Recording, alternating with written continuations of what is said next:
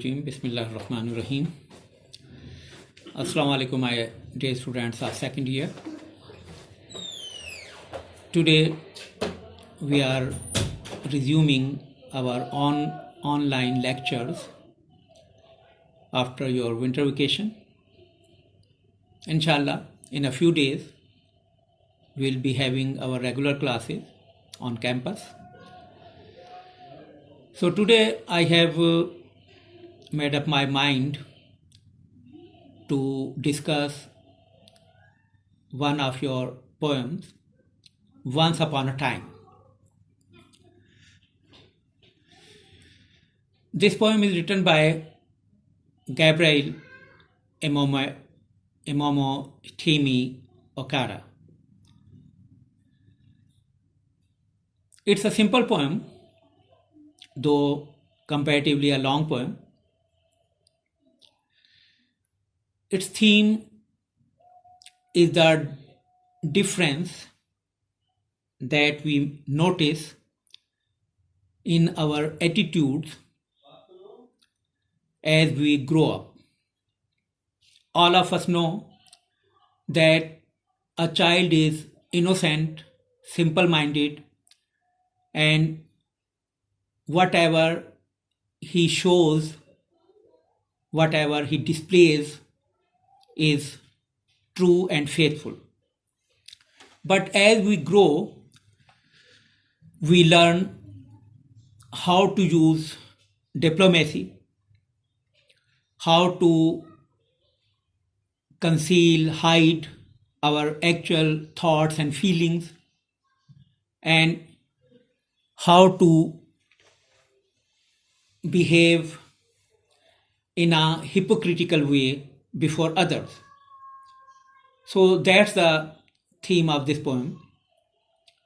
Let's go through the poem first of all, and along that I'll be explaining some part of the poem, and then we'll analyze the poem in detail afterwards also.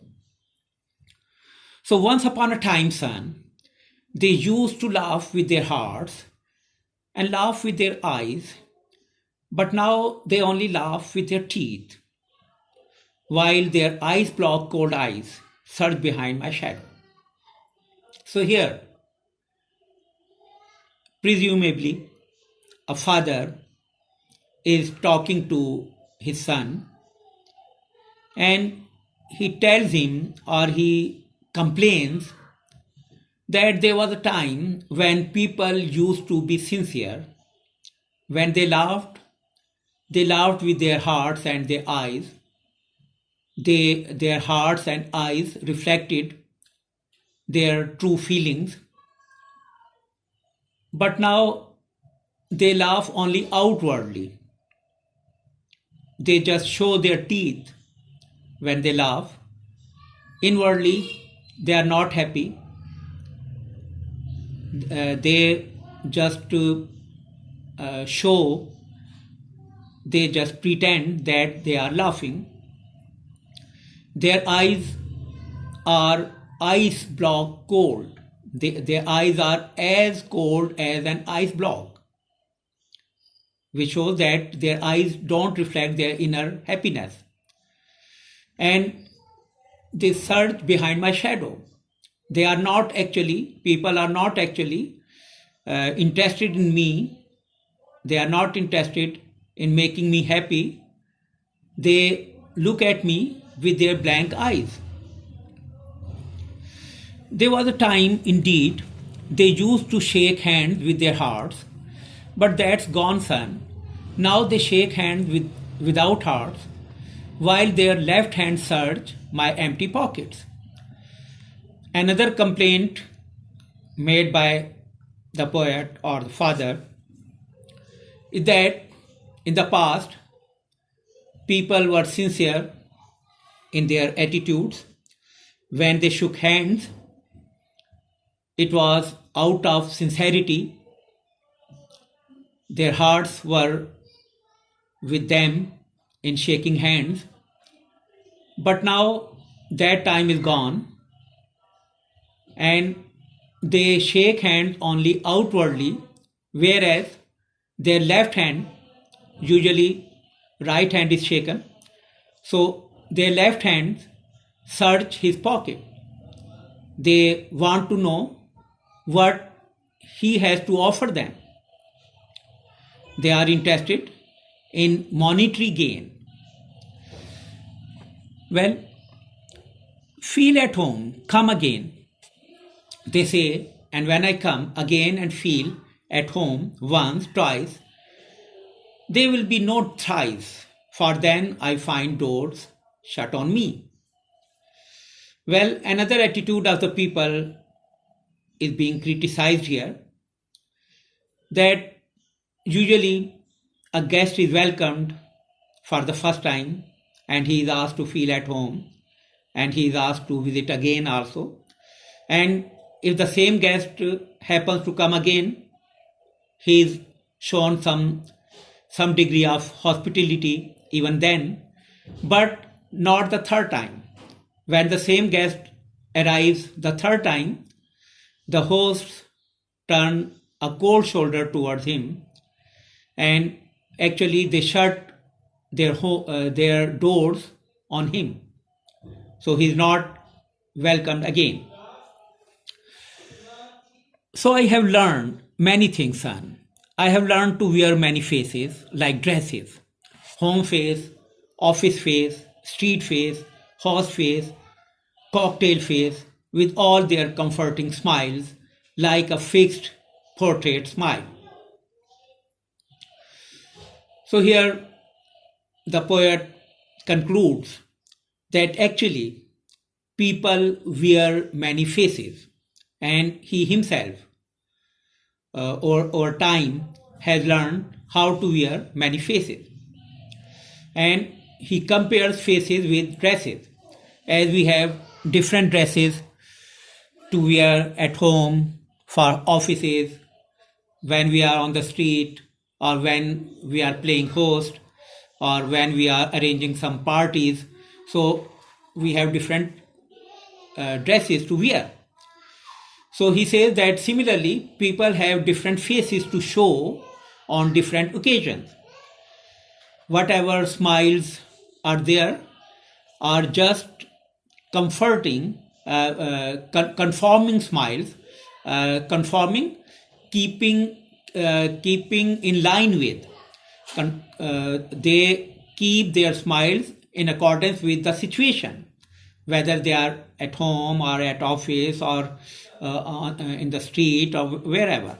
So they have different conforming, suitable smiles for those occasions.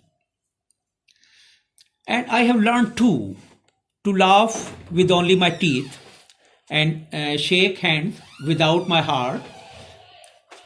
I have also learned to say goodbye when I mean good riddance, to say glad to meet you without being glad, and to say it has been nice talking to you after being bored. So again, the poet says that he has also learned to laugh only outwardly, only with his teeth, and he has also learned to shake hands without to sincerity. And he says that he and other people use the term goodbye when actually they want to say go to hell. Good riddance is to say get rid of. When they want to get rid of someone, they say goodbye. Goodbye is a polite term, but actually what they have in their hearts is that they want to get rid of that person.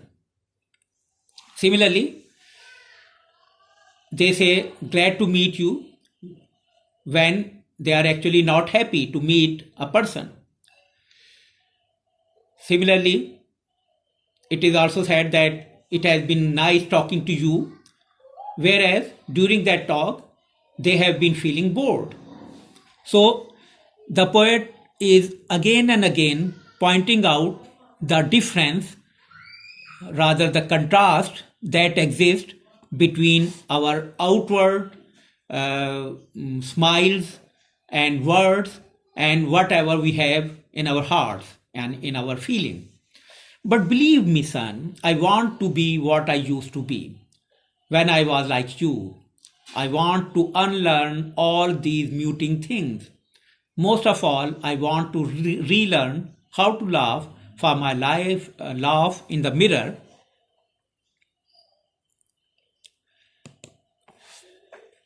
for my how to laugh, for my laugh in the mirror shows only my teeth like a snake's bare fangs.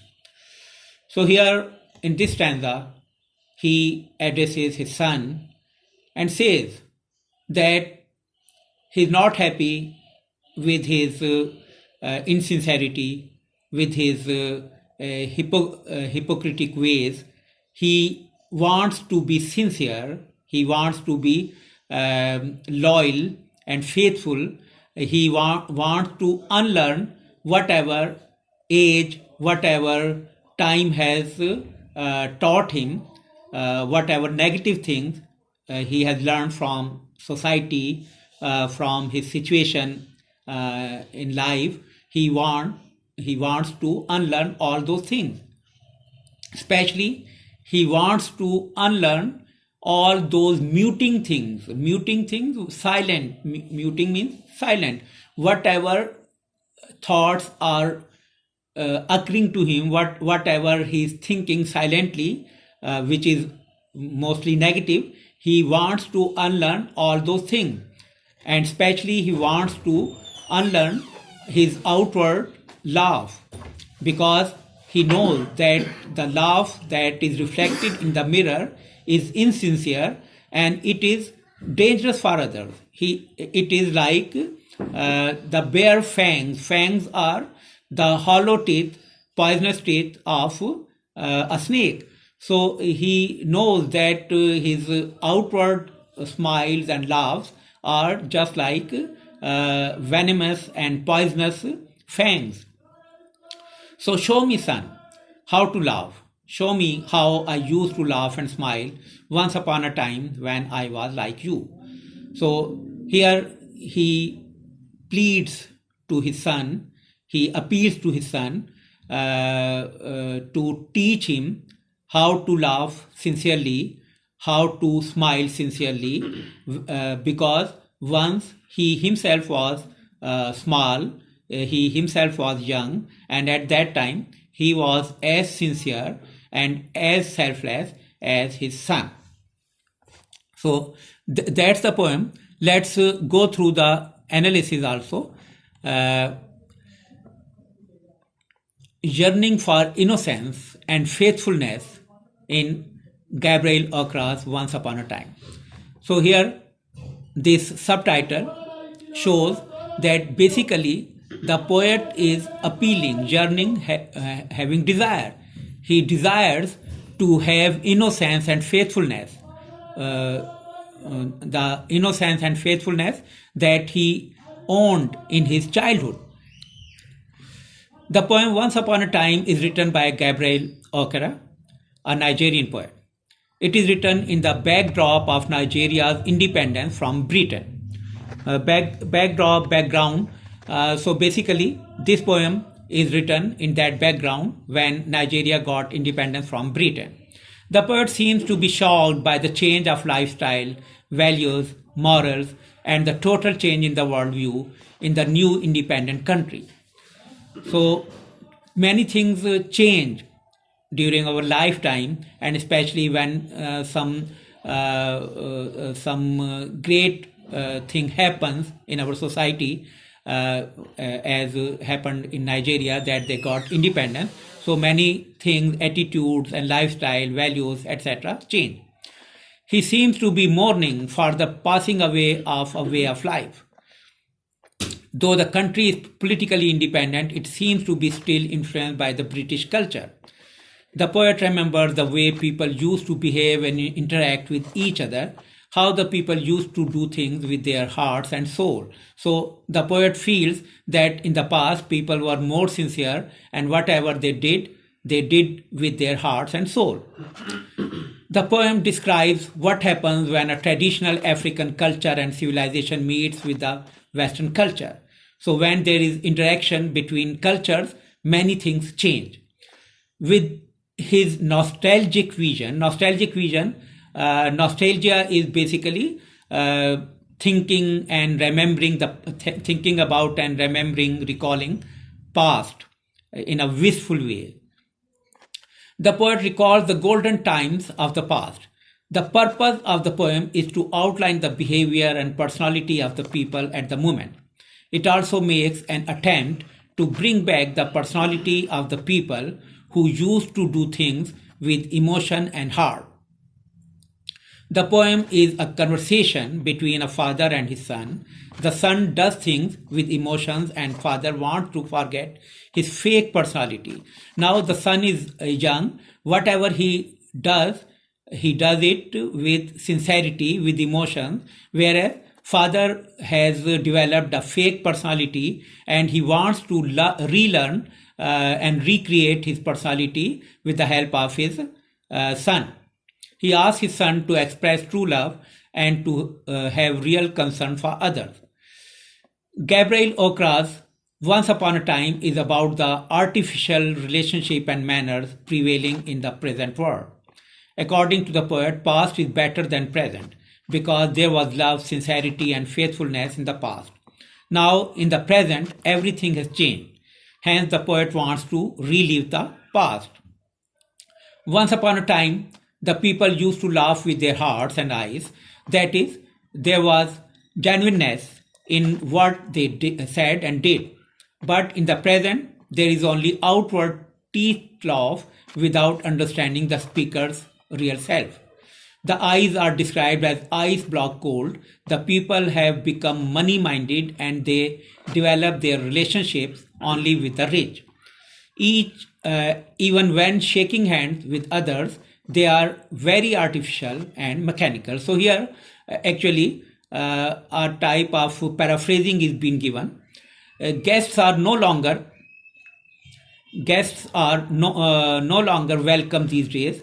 They are given a warm reception only once. If they visit their friends or relatives thrice or more number of days, the doors are shut on them.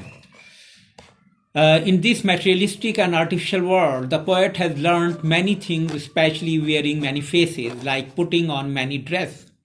One has to have home face, office face, cocktail face, and so on. All are fixed just like the portrait smile.